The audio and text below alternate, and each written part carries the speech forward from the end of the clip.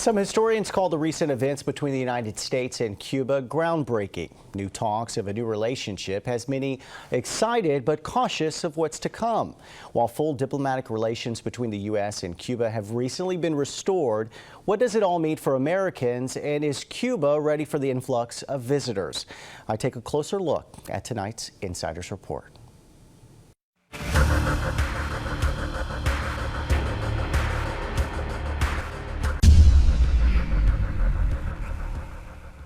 Ties between the U.S. and Cuba go back to 1898, to the end of the Spanish-American War. A defeated Spain signed the rights to its territories, including Cuba, Puerto Rico, and Guam, over to the United States. The U.S. granted Cuba its independence in 1901 with the stipulation that the U.S. could intervene in the country's affairs at any time.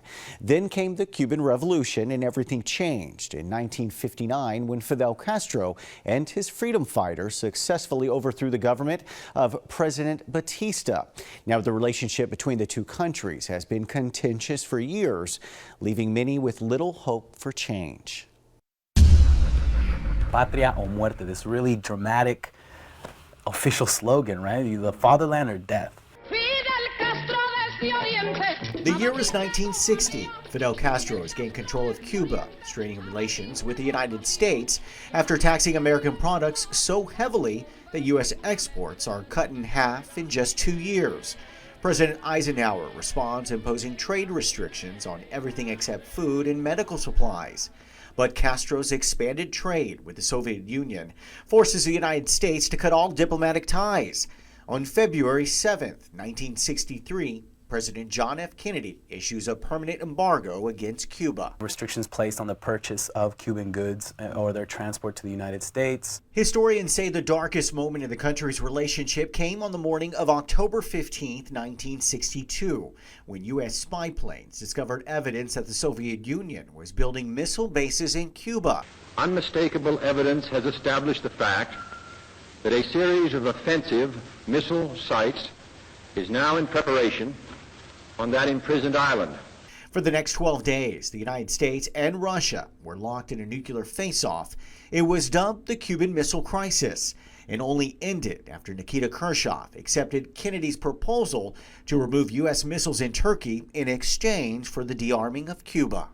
So after the Cuban Missile Crisis, President Kennedy issued some pretty severe travel restrictions for U.S. citizens going to Cuba. So basically not allowing U.S. citizens to go to Cuba. You also have President Kennedy at the time issuing orders for something called Operation Mongoose, which is really a low-intensity terrorist campaign against the nascent revolutionary Cuban government, where you would have people from the U.S. going into Cuba and burning sugarcane fields, infecting pig herds with swine flu and completely decimating that, blowing up sugar mills, blowing up ships. In the decades to come, Cuba suffers through some of the toughest sanctions from the United States. The worst part was this special period in the early 90s after the Soviet Union collapsed and Cuba lost the system that supported them economically, and there was starvation, there was horrific living conditions.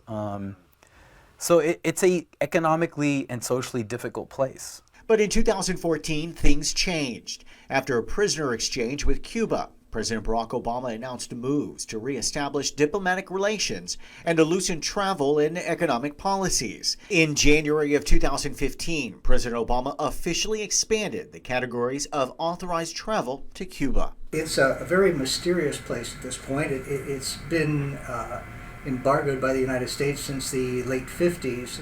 And there's always a big curiosity to go to places basically where you can't go, or where you've been forbidden to go for so long. Gil believes that's all about to change. U.S. cruise lines are proposing educational tours, and several ferry operators have proposed reestablishing regular service between Florida and Cuba. There are multiple daily flights from Miami, and more flights being added from destinations such as Tampa, New York, and Orlando. Restrictions have eased. In the past, you could go to Cuba, but you couldn't spend any money there. Everything had to be paid for in advance. Now, the restrictions have eased a little bit. You can bring some Cuban cigars back. You can bring some artifacts back, some purchases over there. And so little by little, things are loosening up. According to the New York Times, Cuba is really not ready to receive a huge influx of visitors, particularly from the United States. They say Cuba doesn't have enough good hotels and the infrastructure is in terrible shape. U.S. credit cards still aren't accepted and technology is lacking when it comes to cell service and internet access. While traveling to Cuba is still a hassle and legally murky, many U.S. travelers think now is the time to go. If you go down there now, I think you'll probably get a much more authentic representation of the island than if you wait. You know, after a while, it's going to become somewhat Americanized, as close as they are. I mean, there's a lot of excitement in Cuba about this in terms of what it's going to mean. There's a lot of excitement here. I know some of my students, my Cuban American students, they tend not to carry the ideological baggage of older generations of Cuban Americans, and most of them, I would say, they care more about actually going and seeing for themselves.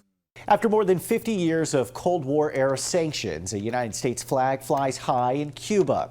For many Cubans, it marks the beginning of a new time and hopefully better future. A new Pew Research poll found that 63% of Americans supported resuming diplomatic relations and 66% would like an end to the trade embargo. If you have a story idea for The Insiders, email us at abc27news@wtxl.tv. Attention, The Insiders.